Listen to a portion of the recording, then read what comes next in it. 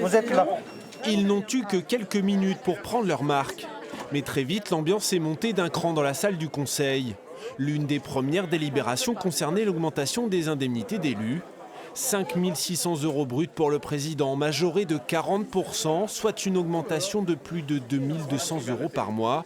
Alors forcément, dans les rangs de l'opposition, c'est l'incompréhension la plus totale.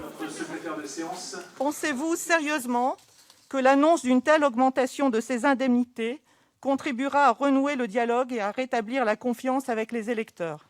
Une question de principe, au lendemain d'une crise sanitaire sans précédent et dans le contexte des affaires qui polluent déjà le nouveau mandat de Damien Castelin. Mais pour le président, cette augmentation semble tout à fait justifiée.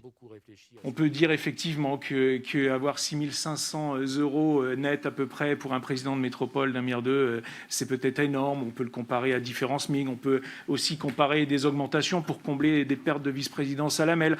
On peut aussi critiquer Madame Alinck, mais moi j'ai connu dans le passé des maires, des vice-présidents de région et des vice-présidents de la MEL qui cumulaient 3 indemnités et qui dépassaient largement celles du président de la métropole européenne de Lille. Pour Éric Bocquet, au contraire, il aurait été plus transparent de conserver les frais de représentation qui n'existent plus. Moi, je préférais qu'effectivement, il y ait un crédit alloué aux frais de représentation, des frais de mandat, qui soient contrôlés, gérés à part, dans un autre compte, contrôlés par des comptables, par des élus, par des citoyens, pourquoi pas.